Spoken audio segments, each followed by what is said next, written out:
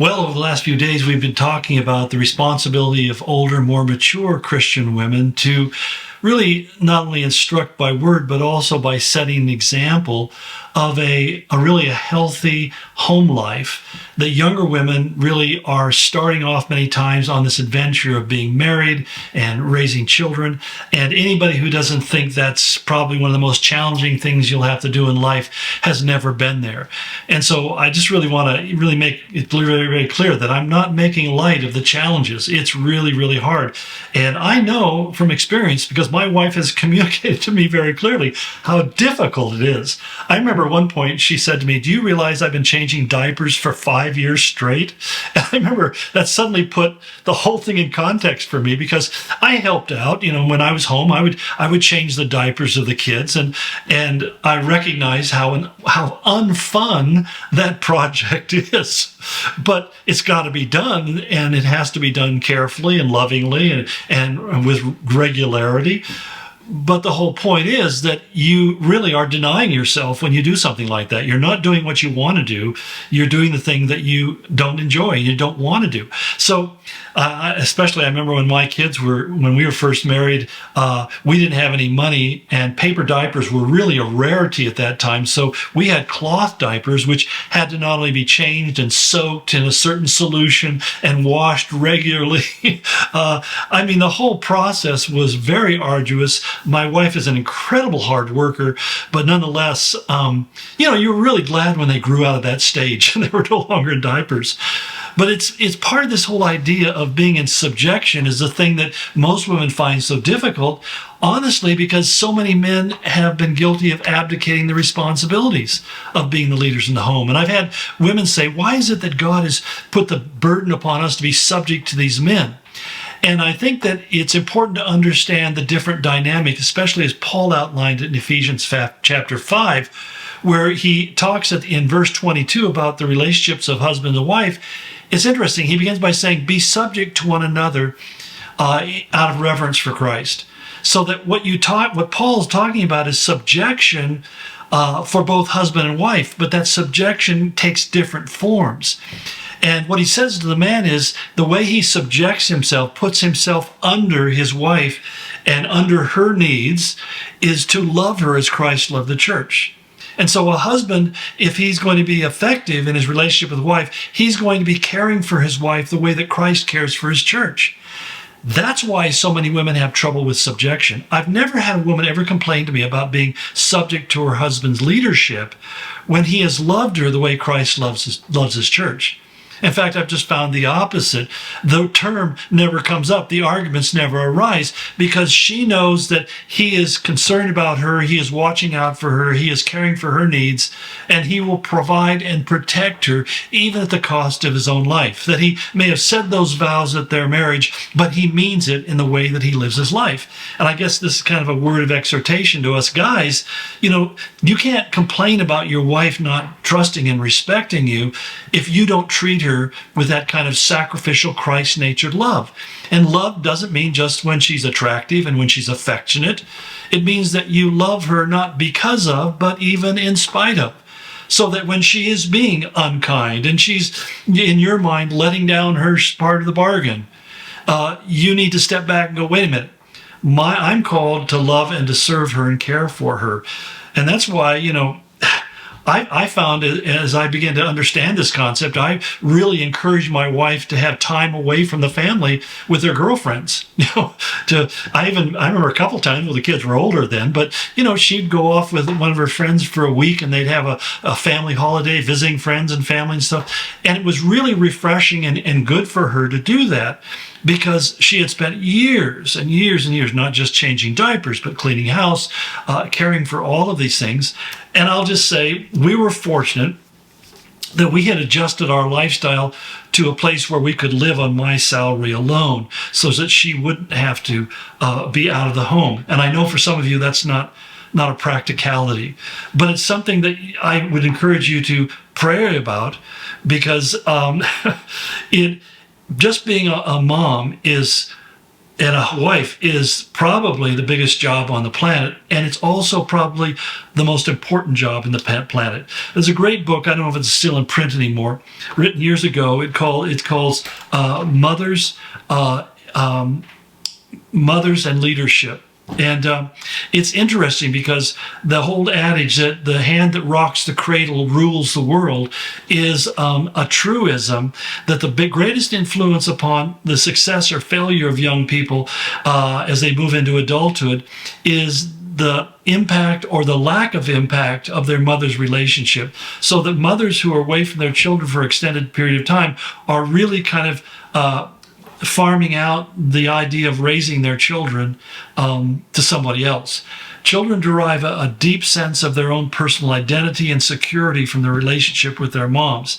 Their identity, I should say, their sense of security comes from mom. Their sense of who they are comes primarily from their fathers, and they need both of those. There's no such thing as a home where the mom can be both the father and the mother. You need both. And if you're a single mom, and I'm saying this, I'm not saying this to pile guilt on you, but I'm saying you really need to be praying that God would fill that void by his fatherhood in your children's life. And I think, as Paul said, that he desired that the younger women who had children would remarry and have husbands that would care for them the way they need to. I know that's becoming more challenging because it's really been harder and harder to find good men. And good godly men who aren't self-absorbed, who haven't grown up just seeking their own needs. Part of our cultural problem is we've given the milk away free for so long that nobody's willing to pay for it, especially the men. And so we've created this tangle and this mess.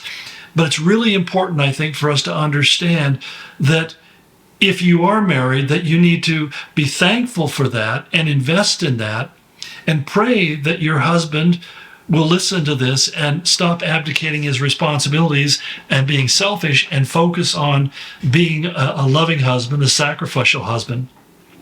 Because when he does that, the woman has no trouble with being in subjection. I mean, I've never really had to tell my wife, you need to submit to me, because she's always done that. I mean, it's always a thing that we don't, when we have a decision or an issue that we need to deal with, rarely do I just simply make a decision. I think more often she'll make a decision because she's the one who knows what's going on. But the simple fact is that if it's important, then we sit down and we talk about it and we pray about it together. And it's something that we come to a peace in our heart. Because if we're not in agreement with something, it's not going to work out well. It won't be blessed by God. And I see this sometimes in marriages and family where the guy says, I'm in charge and I'll make the decisions. And he's kind of a dictator in the home because he's insecure, and he has to be controlling. And what you're doing is you're setting up the failure of your own family, that your wife will be battling constantly to respect you because you're not behaving in a very respectable way. And that's something that Paul gets to as we continue on. We'll touch on next week, where he talks about the younger men behaving in a way that's respectable. We can look at their behavior and say they are a good example of what a young man should be. And I would simply say that too many young men aren't striving to be respectable and showing respect in the way that they show respect to their wives. That our wives are to be honored, they're to be lifted up, and we should care for them in every way that we can, that our needs come afterwards.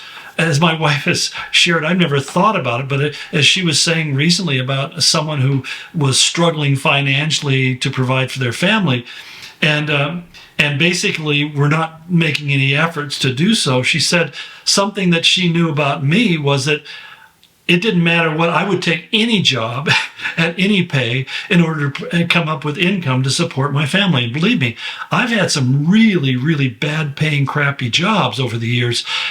But I realized that if I didn't, there would be no income from my family. And so it didn't matter how hard I'd work, how long I'd work. It just meant that I had to do those things. And here's a little tip for you guys who are trying to make your way in the career field. It's your willingness to do what you need to do that really allows God to bring blessing on your life. And one of the things I've found as a huge disappointment, even as a pastor, is oftentimes in ministry, you bring people in to serve, and they're lazy. They're lazy in the sense that they have no idea what hard work is. And so as a result, they just dawdle and dither and don't ever really accomplish anything because they don't work hard. So it's important, I think, that husbands need to understand that. So I've kind of talked myself in a circle here, haven't I? I begin talking about wives, you need to be subject to your husbands, and yet why is it so hard? Well, one of the main reasons is that they haven't had a lot of examples of women who trust men. Secondly, that many of them have been hurt by men and find it hard to trust men.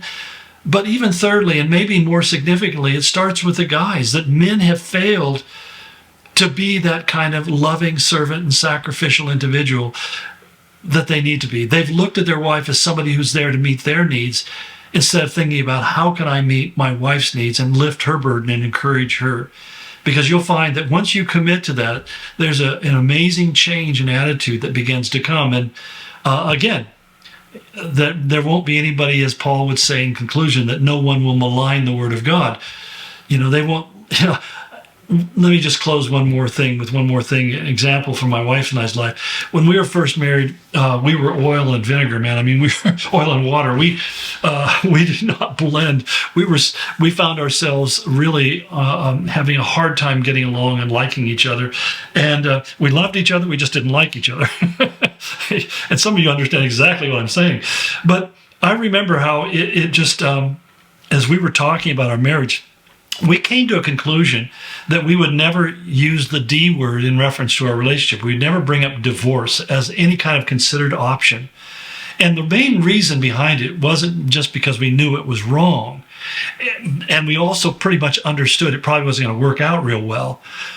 But more importantly, we realized our testimony to our friends and family would be destroyed, because if Christ couldn't help us love each other and make a marriage work, how could we ever tell our friends and family that Christ can do things for them? And so we decided this is something that we're going to focus on. We're going to make this central to our lives, is making sure that this relationship is secure until death do us part. Well, thanks for hanging in there, and I look forward to continuing our conversations next week. Many blessings.